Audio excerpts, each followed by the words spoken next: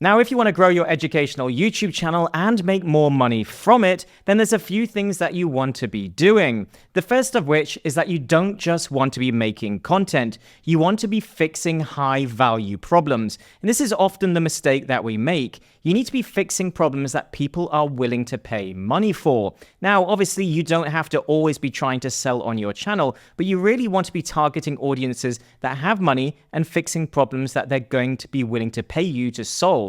So that's ultimately how you can create online courses and other products to be able to monetize that audience. So you really want to be focusing on fixing problems for your particular niche. Now, what many people say is that you should really be focusing on one of the big three. And the big three are health, wealth, and relationships. And normally, regardless of your educational channel or whatever type of content that you have, be it an expert channel or you just sharing your experiences, they will almost always fall into one of the big three, especially when it comes to making money. So, for example, even if you think that maybe your niche doesn't fall into one of the big three, let's say, for example, you have a travel niche, basically it will always fall into one of the big three in some way, shape, or form. So let's take the travel niche. Basically, when you start creating this content, it may seem more like entertainment or just helping give people information about places to travel to.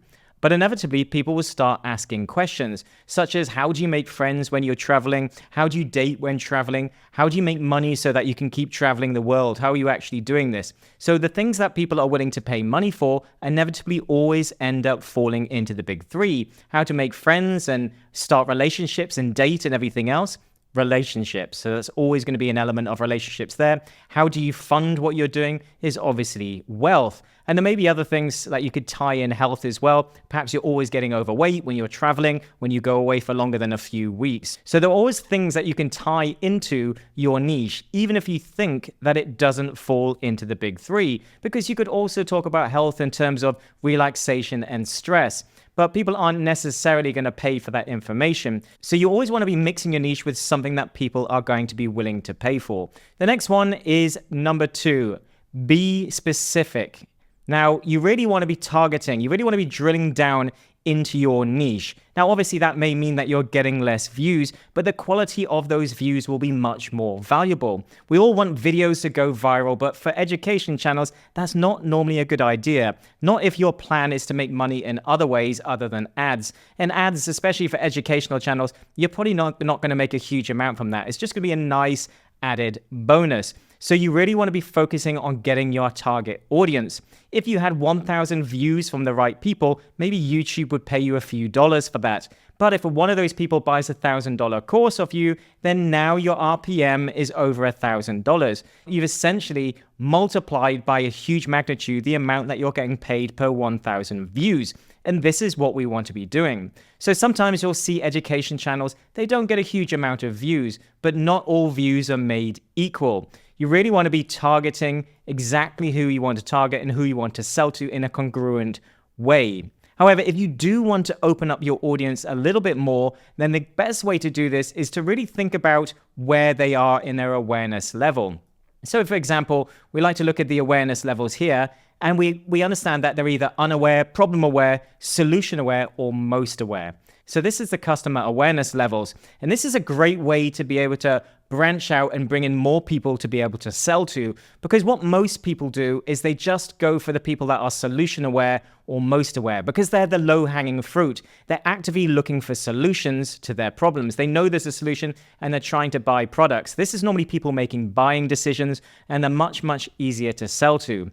But you could branch out and go more problem aware, where people won't necessarily be aware of the solutions. And that's how you can start to get not quite viral videos, because you don't necessarily want to do that, but just branching out and getting more views on your videos rather than the very niche small audience, which are these ones. The smallest audiences are always going to be the most aware and the easiest to sell to. And they're also going to be the ones that everybody tries to target. Everybody's going to be wanting to go for that low-hanging fruit. So an example of this would be, say, back pain. Back pain, you may have people that are unaware, and unaware, maybe you could target them and say, do you have a numb butt?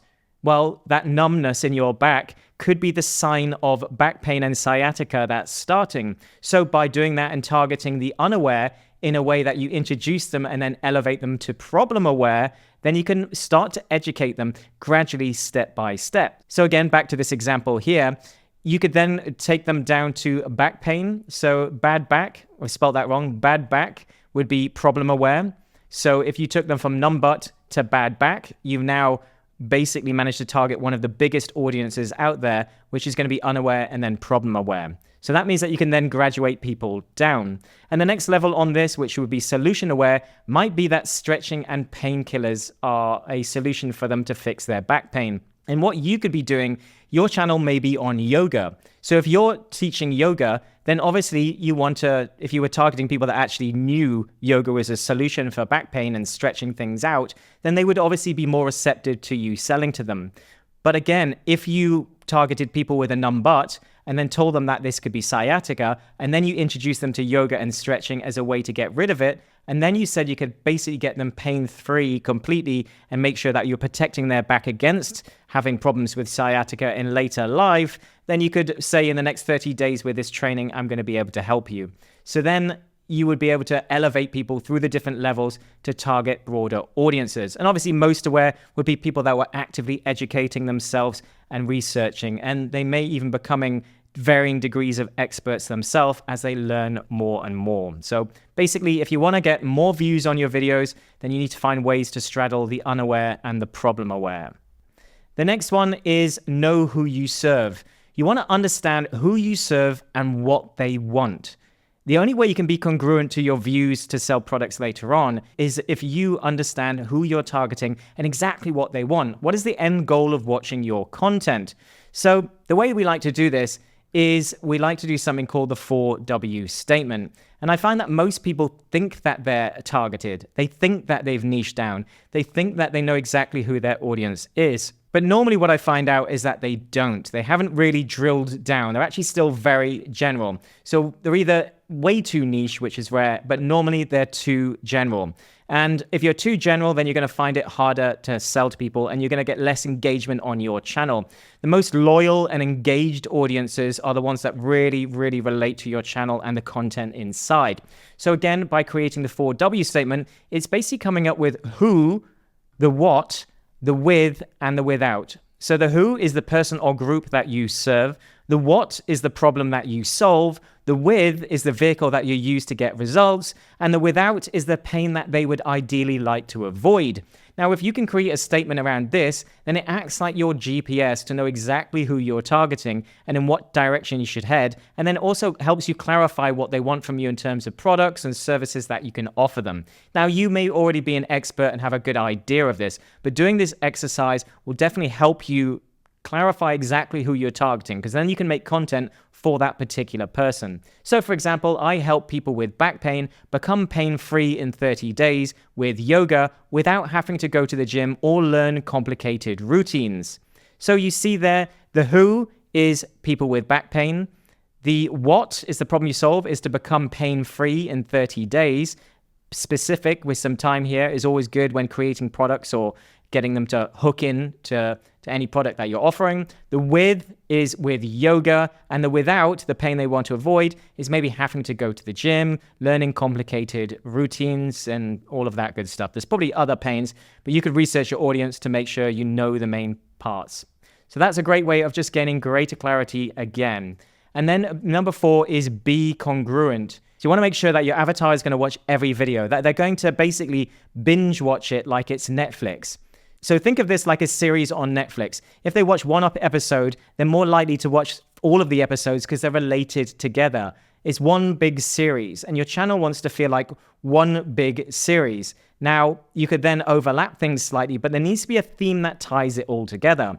So for example, if I was doing yoga, maybe the angle and theme that I want to take is it's for longevity. It's for an older audience who are trying to stay flexible and pain-free into old age. Now, it's still yoga. It's still yoga, but it's related to that older audience and all of the longevity and everything else that they want to get. So this is an audience that's growing all the time as the aging demographic is getting larger at the top. They're boomers, so they have a lot of money. So it's potentially a good audience and a good angle. But it's still yoga. I'm still teaching yoga, but I've just come at it with a theme of longevity. So I'm leaning into each video when I'm talking about it, and I'll be talking about examples that are relevant to them. This is good for your mobility in the morning as it gets your joints working, or this is going to be good to help you with the shopping and your mobility to keep your legs strong to avoid accidents. You just tie the theme in to them. It's probably relevant to everyone, but you make sure the videos speak to them. So that's what you do to make sure that it's congruent and that your avatar is going to want to watch every video. Number 5 is that you need more contact. You need ways to get contact with people off of YouTube. YouTube is great, but there's no ways to DM like other platforms. There's no ways to reach out and get in contact with people other than in the comments. And the only way with the comments is if they ask you a question. So you can do posts for your community inside of YouTube, but again, the only contact that you have with your subscribers and your potential viewers are them commenting and you replying. So if you really want to maintain that conversation and continue that conversation and potentially turn it into selling products and services to them, then you really need to find a way to get contact. It allows you to, as I say, build more trust. You can notify them when you upload content. So you automatically, even if YouTube doesn't notify them when you upload that video because they have to select a button, you can then send them an email or a message or whatever else to tell them that you've uploaded a new video. So this can allow you to get more reach with your content when you upload it. But the most important one is so that you can sell your products and services. So you can build that trust to sell those products and services. Now, the best ways to do this, and probably the two main ways to do this, is with email or communities. Now, I prefer communities because it's essentially like email on steroids, where you can send emails, you can create posts, you can send messages and DMs and everything else in an environment that you control. Now, I don't really recommend Facebook for this, but if you would like more information on that, I have got more free training, and I will link to that in the video description, to how you can create and manage these communities to be able to hook people in. So email at the minimum, otherwise communities is the ideal setup for converting your YouTube views into sales. So that's the best way to nurture and elevate people as customers. But you want to be making sure that you have a way to reach people outside of YouTube. And it also future-proofs your business in case that YouTube suddenly blocks a video or blocks your reach or age restricts, or maybe your competition start doing dodgy things to your videos so you get flagged by YouTube. So it just protects some of your business being outside of the YouTube platform as well. Number 6 is don't value dump. Now, as an educational channel or an expert, we often like to value dump on our potential audience. And it's something that you may think that you're giving them value, but you may just be overwhelming them. So your job as an educator or expert is to make things simpler and easy. You don't want to dump all of your knowledge on them in a single video. So what I always recommend, and I see this with a lot of students as well, especially when they first start creating content, is that they just want to overwhelm them with everything they know. They want to give so much value in it because they think it will make them love them. But it just doesn't work like that. So I always like to ask, have I made this simpler and given an example? So have you made the concept that you're trying to explain simpler for them, and have you given an example? So if you give a point, you should really be giving an example or a story to give it a visual in their mind so they can more easily understand it. And then the other thing is there more than one video here? Have you tried to put too much information into a single video? Would it be better if it was broken up? So maybe you were going very in-depth into something with 10 points, and then you're talking about all of the different things that you also would need and potentially other problems, but maybe the other problems and maybe even some of these points would be better served having a whole bunch of different videos. And that way, some people that understood part of the video, because the more information you put into a video as well, the less it becomes relevant to everyone. Because you have to understand that some people may be coming for a couple of the points, and then they may not care about the problems. Or some people may care about the problems, but not really care about the information that you created at the beginning. So there may be more videos than just one there. So make sure you're not value dumping. Look at it, make sure you're making videos simpler and easier to understand, and make sure that you're not overwhelming people with too much information in one single video. And number 7, the last one, is value not viral. Now, going viral is amazing, but only if it's targeting your perfect avatar. And I've destroyed entire channels by getting millions of views before on a single video and then realizing it wasn't quite my right audience. And all that does is like a tidal wave of views pulling your channel in the wrong direction and creating an audience that is the wrong people. And that makes it much, much harder for you to weed out all the potential customers. You've got to deal with a lot more tire kickers, a lot more time wasters, and a lot more less engaged, disinterested people. So it really will take you in the wrong direction. Yes, you'll get some ad revenue. Yes, you'll get vanity metrics and feel like, oh wow, look at the size of my channel. But it's totally irrelevant. It's pulled you in the wrong direction. So it's been completely useless for actually growing the right audience. So less is more, especially as an educational channel, and especially if you want to make money from those views on YouTube. Now, I hope you enjoyed that video. If you did, hit the like button. Otherwise, I look forward to seeing you inside the next one.